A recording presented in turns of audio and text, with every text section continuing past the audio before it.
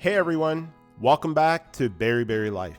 Today we're sharing with you our ultimate vegan and vegetarian Thanksgiving recipes in a compilation to make your holiday feast unforgettable. We've got everything from a festive Cranberry Cinnamon Whiskey Sour to the creamiest vegan mac and cheese, and even a show-stopping field roast celebration roast. Whether you're craving a classic stuffing or mouthwatering sweet potato casserole, we'll also show you how to make our crispy, caramelized French onion green bean casserole. We've got your holiday table covered. Get ready for hearty, flavor-packed dishes that everyone will love. So, stick around for all the delicious details, recipe tips, and our best tricks to make your plant-based Thanksgiving truly unforgettable. Let's get cooking. A couple of years back, my wife and I had the pleasure of visiting a Christmas market in Berlin, near Potsdamer Platz train station. It was absolutely freezing that day, but luckily they were serving this soul-warming Glühwein, otherwise known as mulled wine. They serve it in these ornamental mugs. It's absolutely delicious, and we've been making it at home ever since. So today we're sharing with you our recipe for Glühwein. Let's get started. In a saucepan over medium to low heat, we'll add some cinnamon, star anise, and cloves, and toast them until fragrant. This releases the essential oils. Do you know why the Glühwein lovers never fight? Because they always mull things over first. Next, a little bit of water to prevent the spices from burning. At this point, the entire kitchen is starting to smell like spices. And a couple of tablespoons of agave nectar or sugar. This will create a simple syrup that will be infused with the flavor of the spices. Just be sure to warm it up over gentle heat. You don't want to burn the sugar.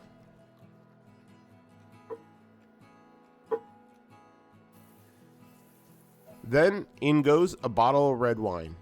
We're using a Cabernet Sauvignon, but feel free to replace it with your favorite red. We prefer dry wine because we're already adding a sugar syrup.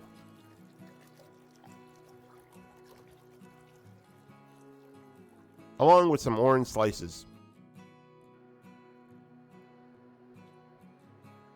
And some freshly ground nutmeg. Glühwein or mulled wine dates back to the Roman days. Glühwein translates to glow wine, from the German word glühen, or to glow. It refers to red-hot irons being plunged into wine, giving it a glowing effect. Once this mixture is heated, and we can see the steam coming off of it, we'll go ahead and turn off the heat and add a cup of rum. We're adding white rum today, but we've made this with spiced rum and brandy as well. You want to make sure the heat is off, so the alcohol doesn't burn away. That's it, the Glühwein is ready. Hope you enjoyed this recipe, and be sure to make it at your next friends or family get-together. Also, remember to subscribe to this channel, and visit us at berryberrylife.com for more holiday cocktail recipes. There you have it, Glühwein, a taste of Germany in the comfort of your own kitchen. With the holidays approaching, it's the perfect time for a festive autumn salad. So today we're making this butternut squash and Brussels sprout salad. It's a simple and versatile dish that's sure to be a crowd pleaser. Let's get started. First, we'll preheat the oven to 400 degrees Fahrenheit, or 200 degrees Celsius for our friends across the pond. Then, we'll start by prepping the Brussels sprouts. We'll remove the stem and slice them in half. These are the perfect bite-sized Brussels sprouts for a salad like this. Did you know that Brussels sprouts are named after Brussels, Belgium, where they've been cultivated as early as the 13th century? They're part of the Brassica family, which includes vegetables like cabbage, broccoli, cauliflower, and kale. Remember all those vegetables you didn't like as a kid. There is a myth that Brussels sprouts are bitter, but that only happens when they're overcooked, which releases the sulfur compounds. We'll transfer these to a large bowl, and to it, we'll add our butternut squash, the star of autumn. Then for seasoning, we'll go in with a couple of tablespoons of EVU, that's extra virgin olive oil for the uninitiated, along with dried thyme. Why was the chef angry when someone asked him for advice? because he didn't have any time, along with some salt and ground black pepper to taste. Then give it a toss to coat all the veggies. Why did the Brussels sprouts get lost? Because it couldn't find its head. Once coated, we'll transfer it to a parchment-lined baking sheet and spread it out evenly.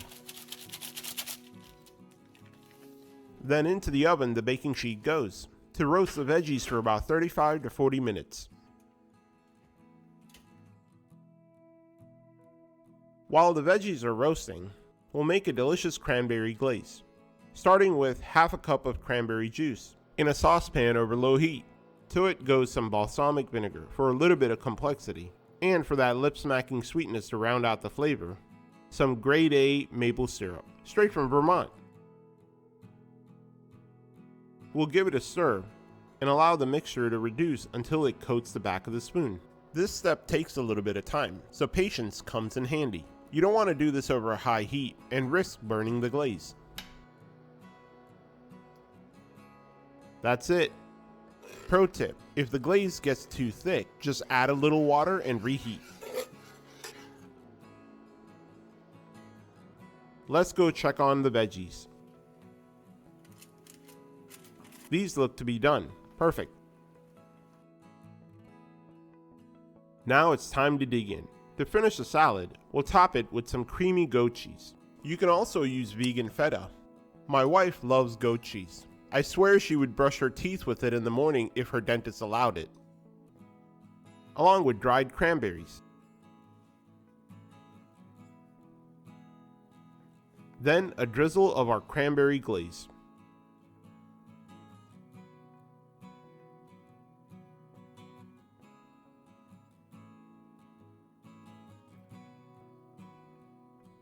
There you have it, a taste of the holidays in the comfort of your own kitchen.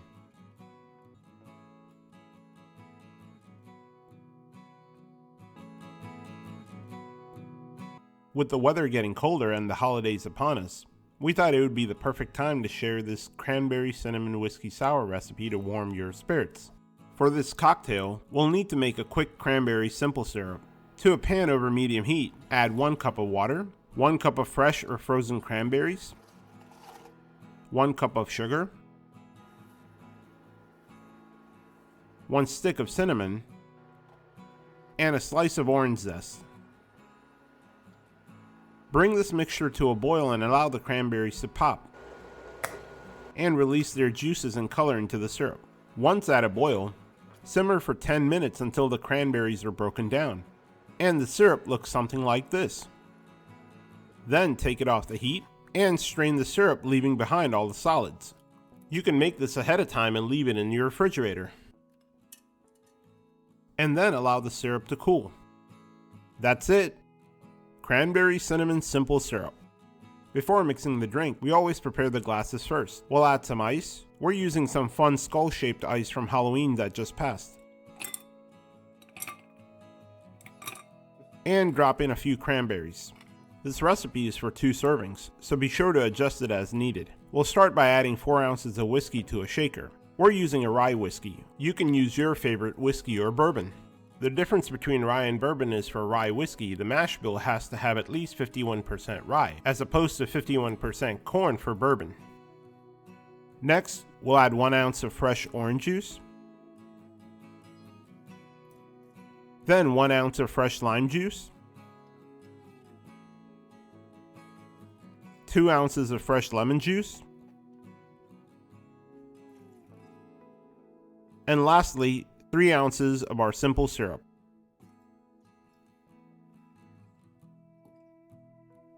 Now we'll add some ice to the shaker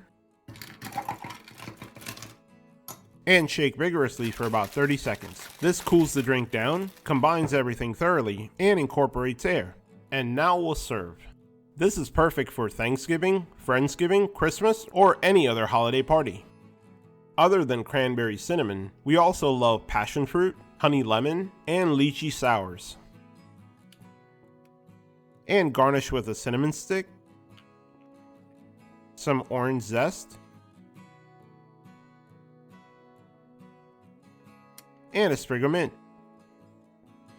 There you have it, Cranberry Cinnamon Whiskey Sour. Good stuffing starts with good bread. Because the bread is going to come into contact with liquid, we need a hearty bread, something that won't fall apart at the mere mention of moisture. For this, we prefer a French country bread. You can also use a hearty Italian. Typically, stuffing is made with smaller pieces of bread, but we like our stuffing with some texture and substance, so we'll go with the larger pieces. Now that we've cut these thick slices, we'll cut those down to size into large cubes. The fun part about cooking is experimenting and making something the way you like it, and not somebody else. So why not take the road less traveled and go for the gusto? Do you know why the bread started a business? Because it wanted to make a little dough on the side.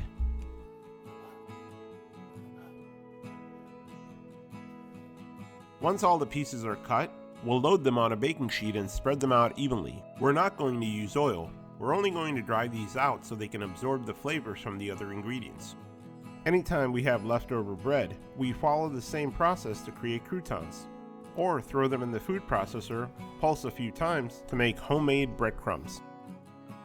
Now we'll place the sheet in the oven on the warm setting. If your oven doesn't have a warm setting, bake at the lowest temperature possible. Ours is around 175 degrees Fahrenheit. If possible, every once in a while, open the door to allow the steam to escape. It'll dry out the pieces that much quicker. While the bread is drying out, let's focus on the other ingredients. Onions and celery are a classic combination for stuffing, and we actually like the simplicity here, so we'll use them. However, it's easy to improvise on this recipe with mushrooms, carrots, or even with some leeks. We don't like a boring stuffing. It should have some texture, some crunch, some bite. So we're gonna cut the onions and celery a little large. Why did the broccoli break up with the celery? There was too much stocking involved. I just love that crisp snap of the fresh celery. Fun fact, the original Thanksgiving was in 1621. The Thanksgiving feast actually lasted 3 days. Those guys were real party animals. I guess we can't hang like we used to 400 years ago.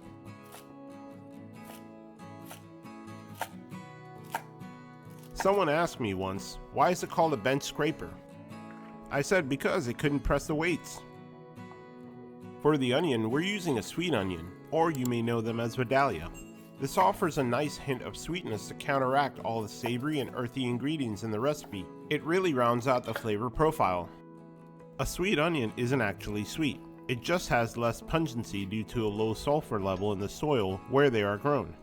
The reason they are sometimes labeled as Vidalia onions is because those onions specifically come from Vidalia County in Georgia. The soil in this county is low in sulfur and famous for their sweet onions. It's similar to how Champagne comes from Champagne region in France. We love using these when making French onion soup. Onions, garlic, shallots, green onions, leeks, and chives, these culinary rock stars, are part of the same allium family, which is a type of lily. Aside from a sharp knife to cleanly and efficiently cut vegetables, a good bench scraper is really handy to have to transfer those vegetables.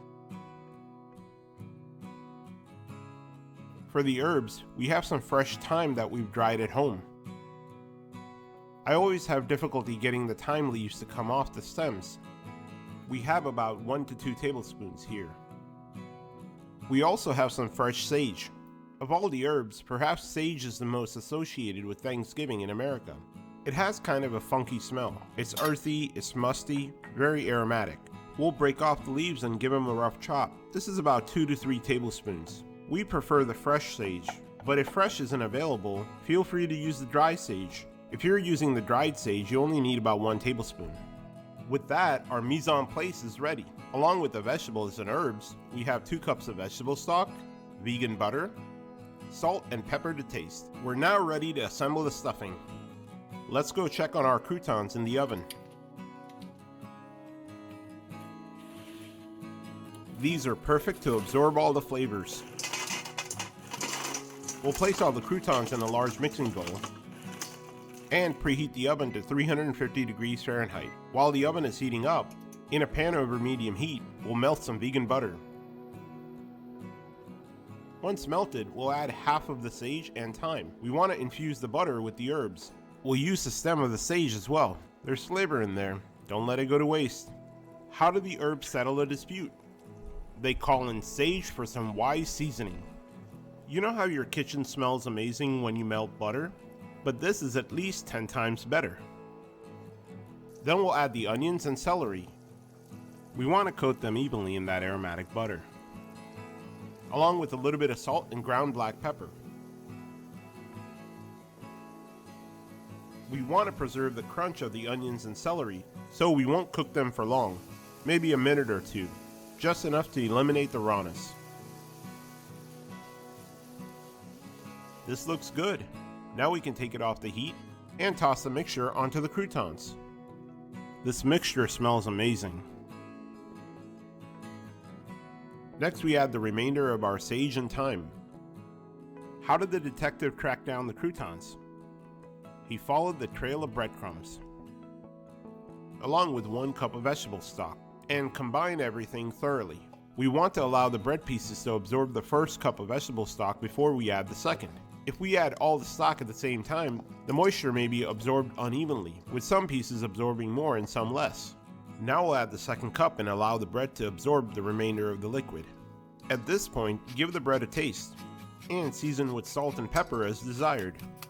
Fun fact, salt comes from the Latin word salarium, which was an allowance to buy salt. Then into a large casserole dish, the stuffing mixture goes. This may look a little bit dry, but trust me, all of that liquid and hence the flavor is locked in. Now we'll transfer it into our preheated oven to bake for about 25 to 30 minutes at 350 degrees Fahrenheit.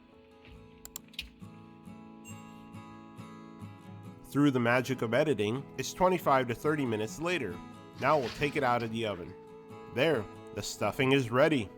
You're gonna love this. The bread is beautifully textured with soft centers and crispy exteriors.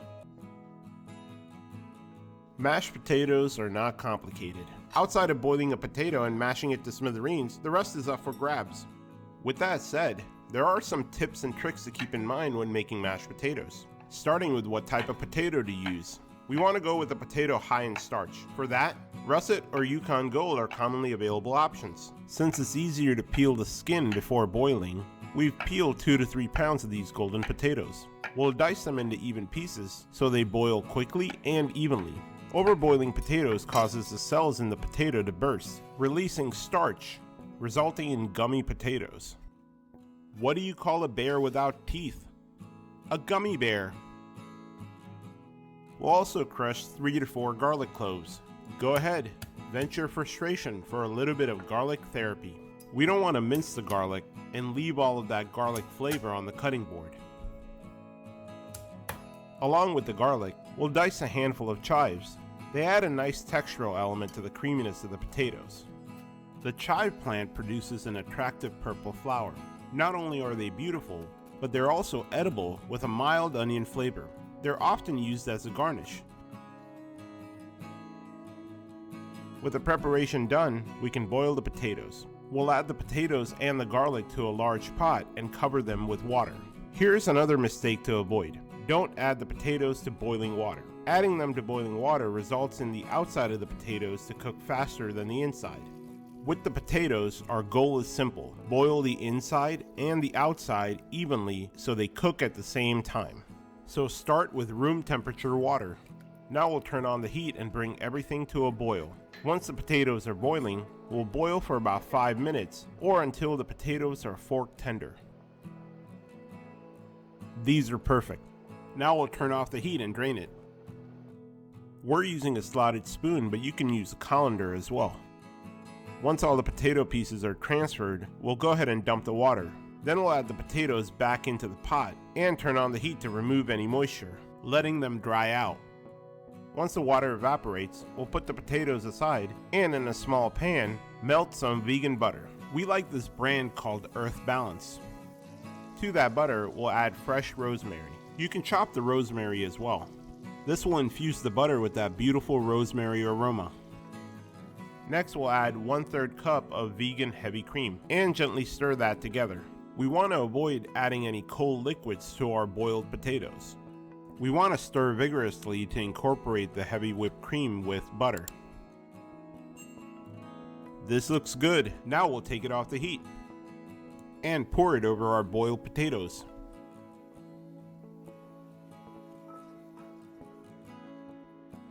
We'll give it a light stir and then go medieval on it with a potato masher. You can also use a potato ricer if you have one. You can mash as much or as little as you want. Just make sure that all the liquid is absorbed. We like our mashed potatoes to be creamy, but we leave tiny pieces of potatoes intact, paying homage to the boiled potato. We haven't done a taste test yet, so we'll give it a taste and season with salt and black pepper. What's the potato's best dance move? The mashed potato, of course.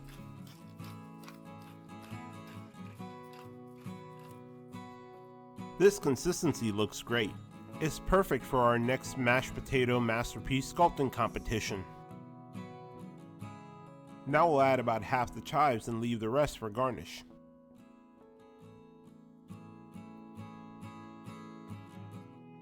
That's it, the mashed potatoes are done. Before serving, be sure to add a pat of butter. Now we'll prepare a vibrant and beautifully balanced cranberry sauce. Starting with a saucepan on medium-low heat, we'll add our frozen cranberries, about 12 ounces or so. We're using frozen cranberries, but you can use fresh ones. The process is exactly the same, along with a stick of cinnamon and some beautiful orange zest. Cranberries are grown in bogs, and they float in water, which makes harvesting an interesting process. We'll also add some water to help speed things along. It will help prevent burning and meld the flavors together. Here we're calling it a cranberry sauce, but otherwise it would be called a compote. The cranberries are beginning to release that beautiful color. Once the cranberries begin to pop, we'll use the back of the spoon to crush them down. We like the sauce to be rustic, with bits and pieces of cranberry, as opposed to a uniform consistency like Jell-O. With the mixture at a boil, we'll add the juice of half an orange. Cranberries are rather tart, so you have to balance that tartness with sweetness. Once the cranberries are broken down, we'll add 2/3 cups of granulated sugar, or caster sugar for our viewers across the Atlantic, and 1/3 cup of brown sugar. Feel free to replace the sugar with your sweetener of choice. We'll lower the heat to a simmer and allow the sugar to melt, and find any stray berries that haven't been crushed yet. Cranberries were actually used by the indigenous Americans for food and medicine long before the European settlers arrived. Once the sugar is mixed and the berries crushed, there you have it. The sauce is done. This is the consistency we're looking for. We'll turn off the heat and transfer it to a bowl. Cranberries, like other berries, contain pectin, a thickening agent. As the sauce cools down in the refrigerator, it will become a semi-solid, kind of like Jell-O.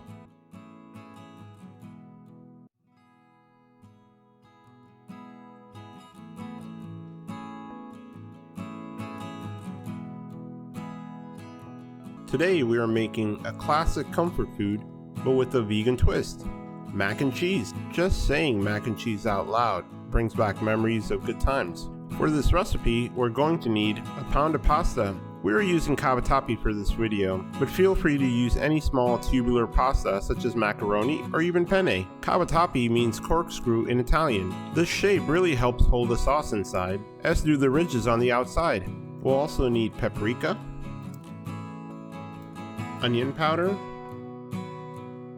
garlic powder, vegan butter, jalapenos, all-purpose flour, nutritional yeast, Dijon mustard, breadcrumbs,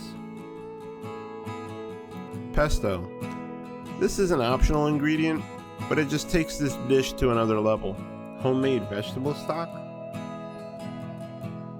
coconut milk,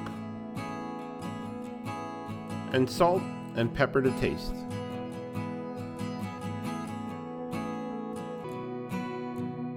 We'll start by bringing a pot to boil. Go ahead and add a liberal amount of salt to the water, should be like seawater, and cook the pasta to package instructions. We want the pasta to be al dente, which means a little firm when you bite into it. This should take about 7 or 8 minutes. While the pasta is boiling, let's toast some breadcrumbs. In a skillet over low heat, add some butter and let it melt.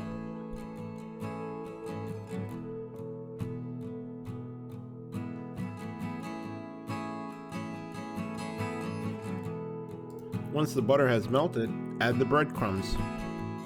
We want the breadcrumbs to be GBD, golden brown and delicious. Stir the breadcrumbs continuously to prevent burning. Notice the slight browning on the bottom.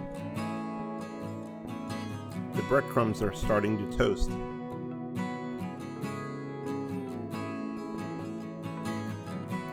The breadcrumbs are done. We can go ahead and take them off the pan and transfer them to a plate to let them cool. Before we make the mac and cheese, we'll preheat the oven to 400 degrees Fahrenheit. Now we can start the sauce. In a large pan over medium heat, add 6 tablespoons of butter.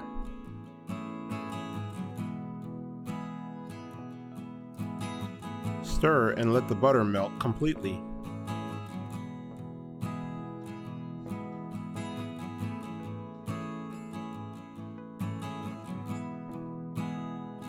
Once the butter has melted, add 6 tablespoons of flour. Mix the butter and the flour together into a paste. This paste is called a roux. This will help thicken the sauce. We don't need to cook the roux for long. We just need it to be lightly browned and eliminate the taste of the flour. You may notice a nutty fragrance. That's when you know the roux is done. Now we'll add the vegetable stock and thoroughly mix this together with a whisk to eliminate any lumps. This looks good. Now we'll add the coconut milk. And we'll keep whisking to make sure everything is completely incorporated. And bring the sauce to a boil. When the sauce boils, we'll take it off the heat and mix in the other ingredients. The sauce is boiling, let's take it off the heat. Now I'll add the Dijon mustard and whisk that in.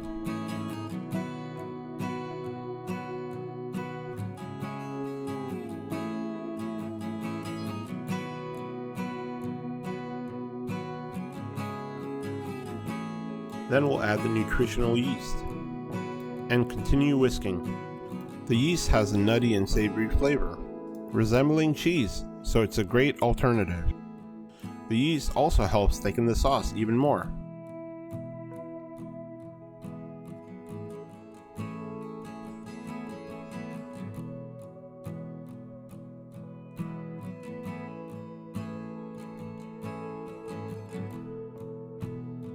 Once the nutritional yeast is fully combined, we'll add the garlic powder, onion powder, and paprika.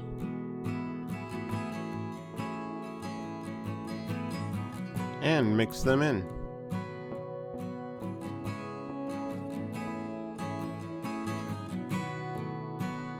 Now we'll add the jalapenos. If you want the sauce to be spicier, add the jalapenos in the roux. Now we'll add salt and pepper to taste.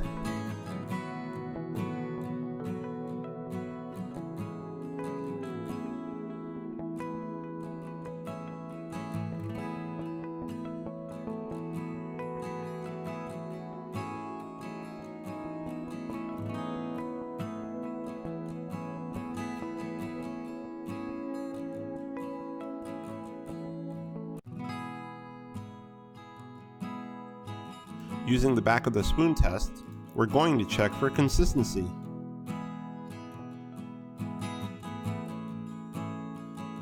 Perfect. We'll also check for seasoning. This needs just a little more salt.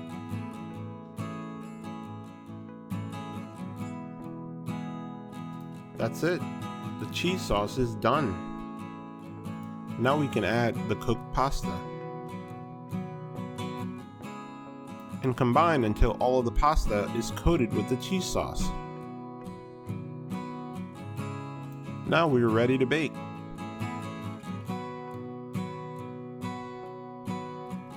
Transfer the mac and cheese to a baking dish. This recipe makes enough to fill a 13 by 9 pan. For this video, we're using a small and medium baking dish.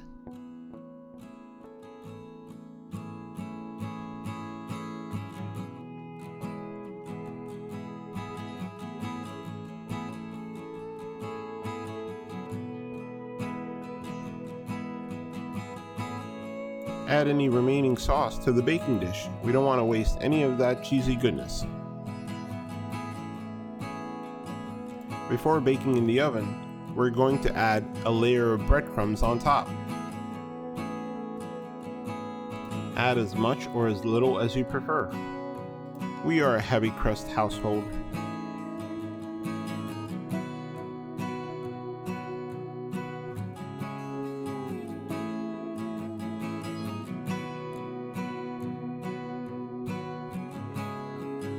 We're also going to cover the baking dish with foil.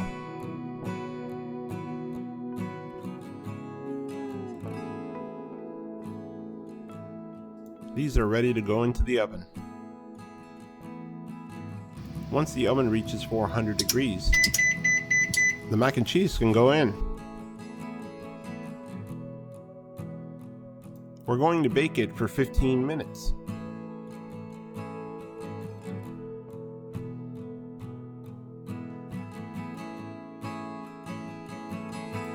It's been about 15 minutes. We're going to remove the foil.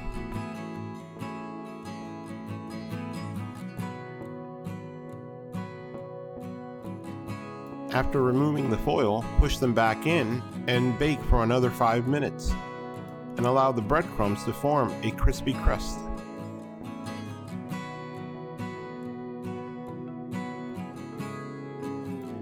Five minutes later, the mac and cheese is done. Look at that golden crust. Let the mac and cheese rest for about 15 to 20 minutes before serving. Before serving, we're going to add a pesto drizzle on top for an additional flavor element that pairs nicely with the richness of the cheese sauce.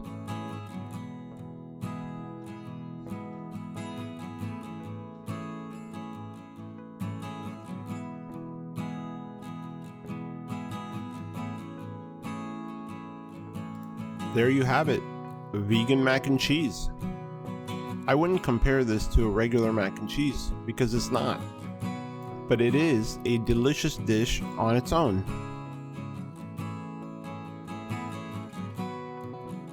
It looks so good.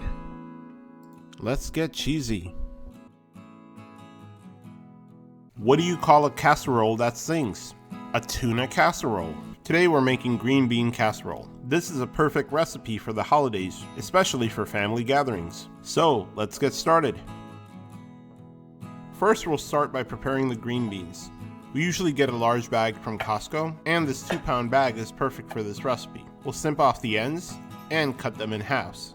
You can do this one at a time or group them in a bunch like this. Fun facts. Green beans are also known as string beans or snap beans. They're typically harvested when the pods are still immature. They're believed to have originated in Peru.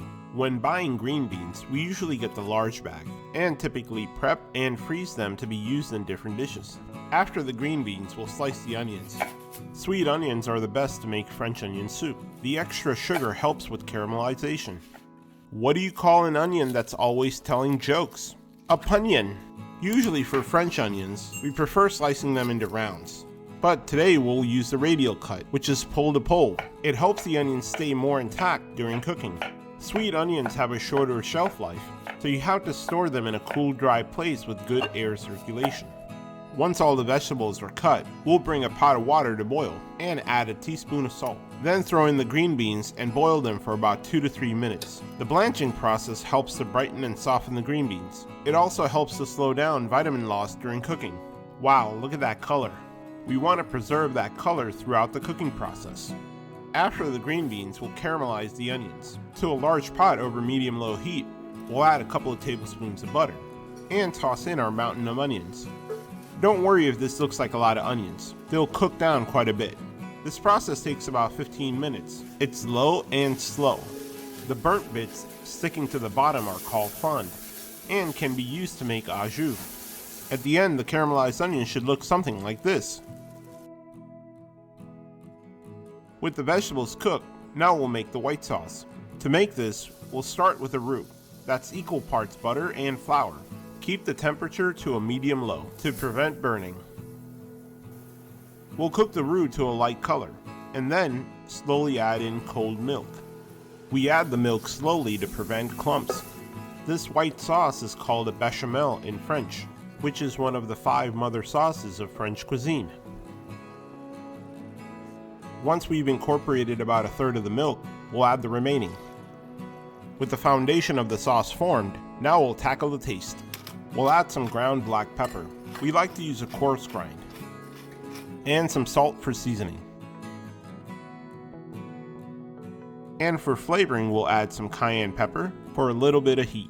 And some freshly ground nutmeg because it's nutty, earthy, and slightly sweet to round out the flavor. Why did the nutmeg go to therapy? Because it had a grating day.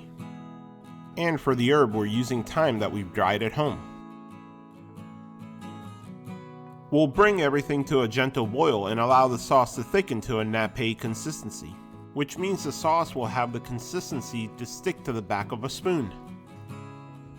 With the sauce ready, we'll take it off the heat and allow it to cool. And lastly, we'll prepare some breadcrumbs for the top. In a small bowl, we'll add 2/3 cups of panko breadcrumbs, and then drizzle in 2 tablespoons of melted butter. We'll give it a gentle mix and allow the breadcrumbs to absorb the butter. This will help them from burning in the oven and allowing them to get the GBD. If you're enjoying this video, be sure to hit the like button and let us know in the comments below. And don't forget to subscribe for more great content. With all the ingredients prepared, now we can assemble the casserole. We'll start with a layer of French onions. We'll add half the onions and spread them out evenly. We didn't grease the pan, we just forgot to do it. But in the end, it didn't make a difference. If you think the food is going to stick to your pan, feel free to grease it. You're the Peter to your pan. Then add half of our green beans, and again spread them out evenly. Now we'll ladle on half of our sauce. And next, some shredded Gruyere cheese. I'm no scientist, but there's definitely a chemical reaction that makes you happy when shredding cheese and piling it on into a dish like this. Then we'll repeat the cycle. We'll add the second half of our green beans. The green beans are so vibrant, not mushy at all. The rest of the white sauce? It's like a vegetable lasagna without the pasta. Now the rest of our French onions. Then more of that Gruyere cheese. And don't be stingy. You can save that resolution for January 1st. Then we like to season with more salt and black pepper. You don't want boring vegetables. Boring, translation, unseasoned. Then on the top, we'll add our panko breadcrumbs. The butter will help them turn golden brown and crispy, and prevent them from burning. And what breadcrumb crust would be complete without some grated Parmesan? With the casserole prepared, it's ready to go into the oven.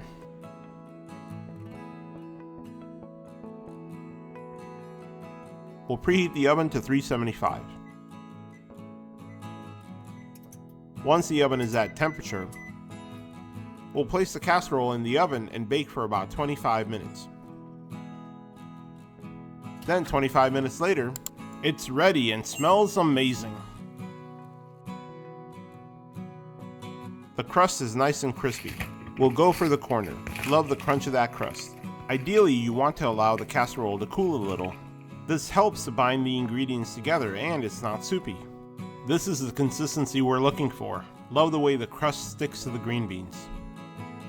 Oh man, I cannot wait to dig in. The green beans are still green and have a nice crisp bite to them. Not mushy at all.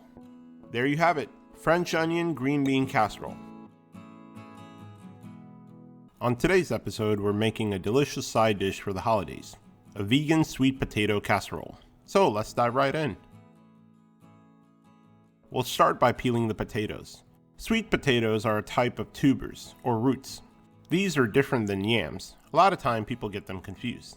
Yams usually have a rough scaly brown skin and are often white or purple on the inside, whereas sweet potatoes have a smoother thin skin with flesh that can be orange, purple, or white. Unlike potatoes, these are a bit harder to cut. We usually stand them up like this and then slice them down. Despite their name, sweet potatoes aren't actually potatoes. Potatoes are actually part of the nightshade plant family, which include eggplants, tomatoes, and even tomatillos, whereas sweet potatoes are part of the morning glory plant family. Then cut them lengthwise again. Now we'll cut them into even pieces. It's important to make the pieces roughly the same size so when boiling, they cook evenly. A fun fact about sweet potatoes: they're really high in fiber, and a medium sweet potato alone can provide over 100% of your daily vitamin A needs.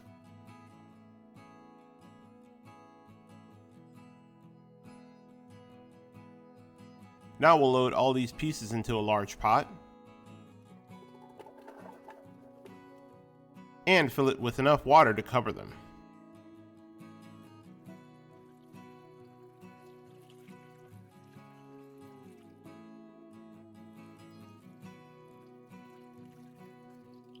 Then we'll close the lid and bring it to a boil. Once it's boiling, we'll allow the potatoes to boil for about 5 to 10 minutes until they're fork tender.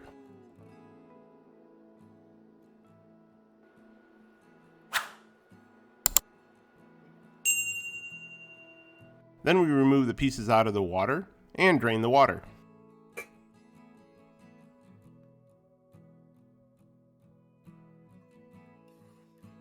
Next, we'll throw the pieces back into the pot, turn on the heat, and allow the water to evaporate so the potatoes are dry. Next to the potatoes, we'll add some vegan butter, along with light brown sugar, a vegan heavy cream. We like this brand Califia Farms. They use coconut milk.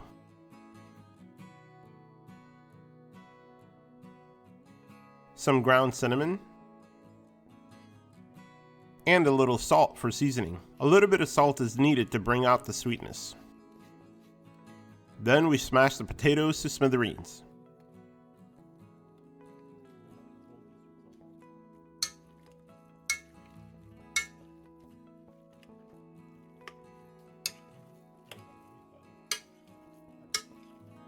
Once mashed, we mix it thoroughly.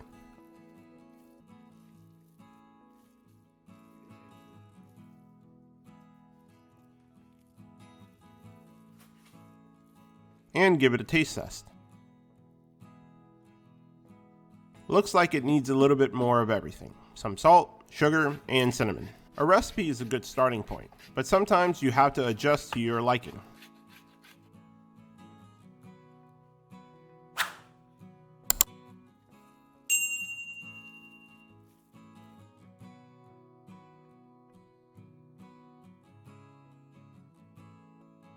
Setting the potatoes aside, we'll prepare the topping. For the topping, we'll go with a pecan streusel and vegan marshmallows.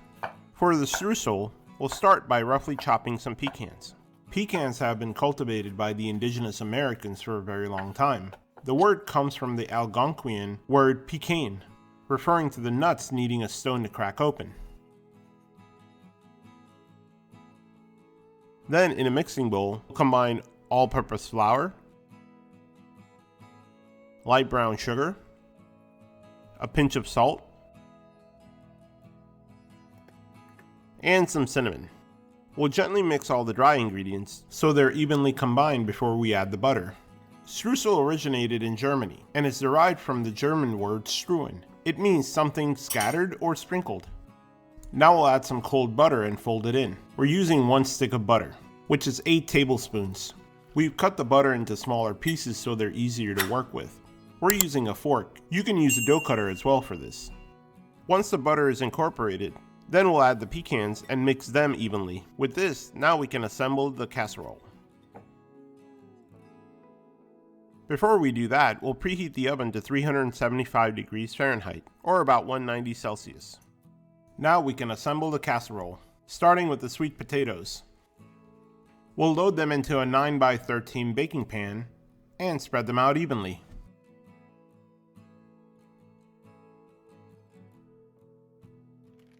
Now we can add the marshmallows. We like this brand called Dandies. They make specialty flavors like peppermint and candy corn as well, usually available during the holidays. Now we'll spread the pecan streusel evenly. What would a marshmallow be called if it was a Pokemon? Jigglypuff.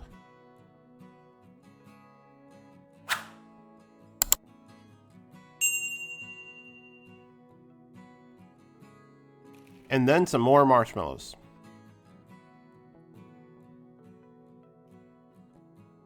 Alright, looks like it's ready. Off to the oven. With the oven at 375, we'll bake the casserole for about 25 minutes. Then 25 minutes later, the casserole should look something like this. The sweet potato casserole is done. Let's dig in.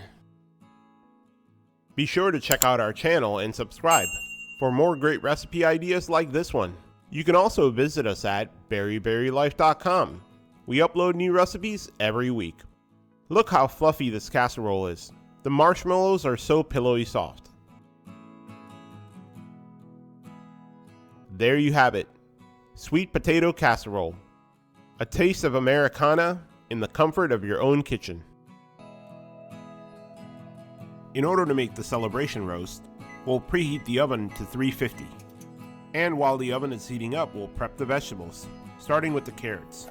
We're going to cut these carrots long, or lengthwise, as opposed to Samwise, who is short because he's a hobbit. Fun fact, carrots are about 88% water, perfect for a hydrating snack.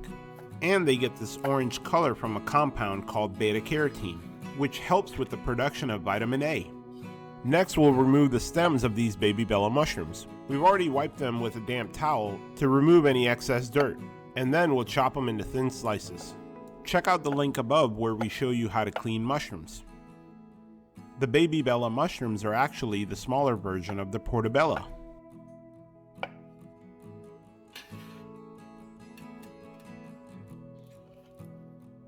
And lastly, the onion. We're using the red onion for a nice burst of color. To match the carrots and the mushrooms, we're going to use a radial cut, which is pole to pole. This will give us beautiful thin slices. We can do this by laying the onion down and slicing at a diagonal. There are a lot of ways to cut an onion, and the cut impacts the final product. Check out the link above where we show you different ways to cut an onion.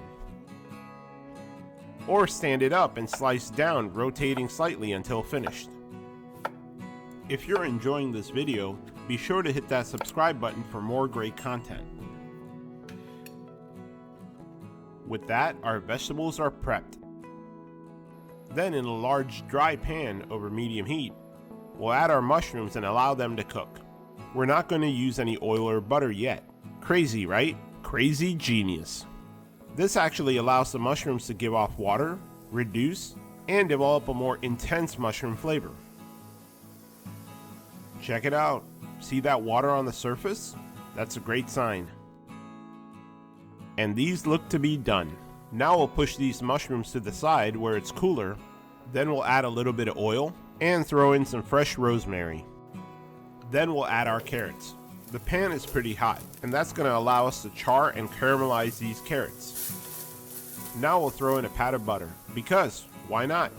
Along with the sweetness from the caramelization, this will give the carrots a nice richness. This is perfect. That's the kind of charring we're looking for. Now we'll push the carrots to the side and make room for the onions. We won't add any more oil or butter, and allow the onions to char on their own. We don't need to cook the vegetables completely since they're going to go in the oven. We'll mix everything evenly and take it off the heat. Our holiday feast isn't complete without a roast. For our roast, We're going with a plant-based celebration roast from Field Roast. This company makes a roast that's available in a smaller size throughout the year, but it seems only during the holidays they make this larger size. And it actually comes with a porcini gravy packet that we love and is super easy to make. We'll set this aside for now and prepare the roast. Per the package instructions, you don't actually need to defrost it. This roast comes vacuum sealed and it has this grid pattern on it, kind of giving it a string tied effect.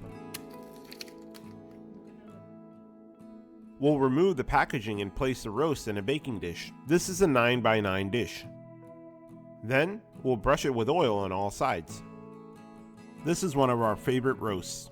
We usually pick up 2 or 3 around the holiday season.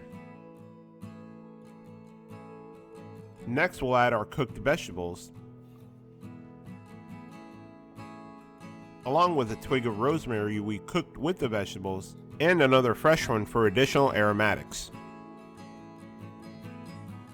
And then we'll add 2 to 3 tablespoons of water. The water will turn to steam while baking, which will help cook the roast and prevent it from drying out.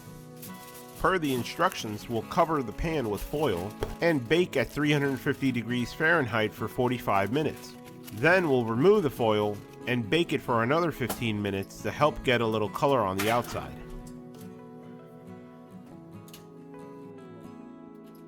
It's been 45 minutes, so we'll go ahead and take off the foil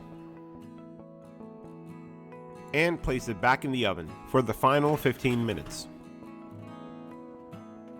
It's been 15 minutes, so let's take a look. Wow, this looks amazing. That's it. The celebration roast is ready.